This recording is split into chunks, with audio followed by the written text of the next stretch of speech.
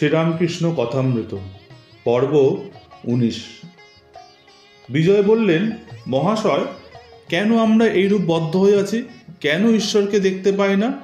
শ্রীরামকৃষ্ণ বললেন, জীবের অহংকারই মায়া। এই অহংকার সব আবরণ করে রেখেছে। এই মায়া বা অহংকার যেন মেঘের স্বরূপ। সামান্য মেঘের জন্য সূর্যকে দেখা যায় না, মেঘ সরে গেলেই সূর্যকে দেখা যায়। যদি গুরুর কৃপায় একবার অহং বুদ্ধি চলে যায়, তাহলে ঈশ্বর দর্শন হয়। এই দেখো, আমি এই গামছাখানা নিয়ে মুখের সামনে আড়াল করছি, আর আমাকে দেখতে পাচ্ছ না, তবু আমি এত কাছে রয়েছি। সেইরূপ ভগবান সকলের কাছে আছে, তবু এই মায়া আবরণের জন্য তাকে দেখতে পাচ্ছ না। ঠাকুর বলে চললেন, এক একটা উপাধি হয় আর জীবের স্বভাব বদলে যায়। রোগালোক যদি বুট জুতো পরে অমনি সে শীষ দিতে আরম্ভ করে, সিঁড়ি দিয়ে উঠবার সময় সাহেবদের মতো লাফিয়ে লাফিয়ে উঠতে থাকে। মানুষের হাতে যদি কলম থাকে, এমনই কলমের গুণ যে অমনি একটা কাগজ টাগজ পেলেই তার উপর ফ্যাস ফ্যাস করে টান দিতে থাকবে। টাকাও একটা বিলক্ষণ উপাধি। টাকা হলেই মানুষ আর একরকম হয়ে যায়, সে আর মানুষ থাকে না। তাহলে একটা গল্প শোনো। এখানে একজন ব্রাহ্মণ আসা যাওয়া করত। সে বাইরে বেশ বিনয়ী ছিল।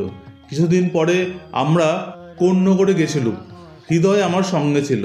নৌকা থেকে যেই নামছি, দেখি ব্রাহ্মণ গঙ্গার ধারে বসে আছে, বোধহয় হাওয়া খাচ্ছিল। আমাদের দেখে বলল, কি ঠাকুর, বলি আছো কেমন?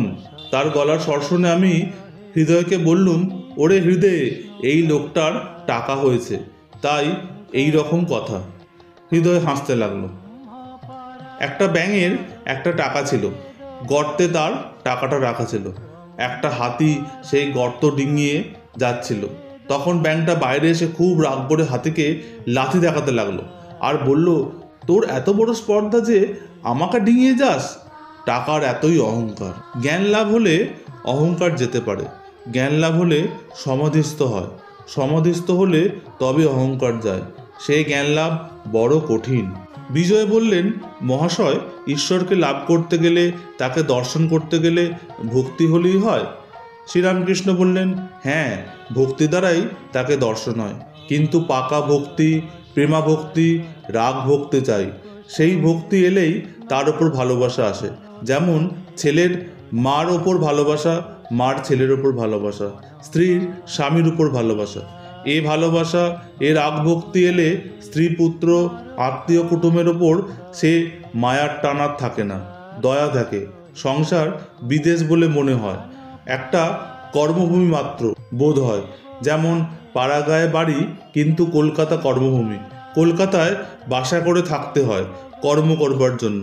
ঈশ্বরে ভালোবাসা এলে সংসার আসক্তি, বিষয় বুদ্ধি একেবারেই চলে যাবে। বিষয় বুদ্ধির লেশমাত্র থাকলে তাকে দর্শন করা যায় না। দেশলাইয়ের কাঠে যদি ভিজে হয়, হাজারবার ঘষো, কোনো রকমই জ্বলবে না। কেবল এক রাশ কাঠি লোকসান হবে। বিষয়াসক্ত মন ভিজে দেশলাইয়ের মতো। ঠাকুর এই প্রসঙ্গে উদাহরণ দিয়ে বললেন, শ্রীমতী রাধিকা যখন বললেন, কৃষ্ণময় দেখছি, সখীরা বললে, কই, আমরা তো তাকে দেখতে পাচ্ছি না, তুমি কি প্রলাপ বকছো? শ্রীমতী রাধিকা বললেন, সখী, অনুরাগ রঞ্জন চোখে মাখো, তাহলেই তাকে দেখতে পাবে। বিজয় বললেন, মহাশয়, ঈশ্বর দর্শন কেমন করে হয়? শ্রীরামকৃষ্ণ বললেন, চিত্তশুদ্ধি না হলে হয় না।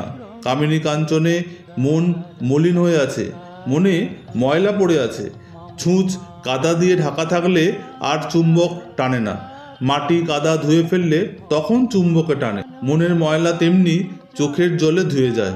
হে ঈশ্বর, আর ওরকম করব না বলে যদি কেউ অনুতাপ করে কাঁদে, তাহলে ময়লাটা ধুয়ে যায়। তখন ঈশ্বররূপ চুম্বক পাথর মনরূপ ছুঁচকে টেনে নেয়। তখন সমাধি হয়, ঈশ্বর দর্শন হয়। হাজার চেষ্টা করো, তার কৃপা না হলে কিছুই হয় না। তার কৃপা না হলে তার দর্শন হয় না। কৃপা কি সহজে হয়? অহংকার একেবারে ত্যাগ করতে হবে।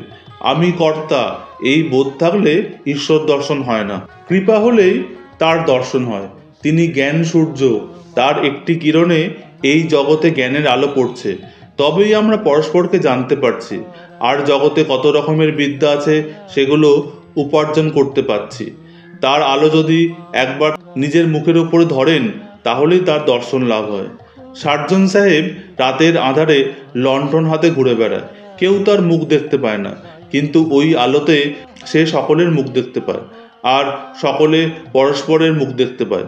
যদি কেউ সার্জনকে দেখতে চায় তাহলে তাকে প্রার্থনা করতে হয়, বলতে হয়, সাহেব কৃপা করে একবার আলোটি নিজের মুখের ওপর ফেরাও, তোমাকে একবার দেখি।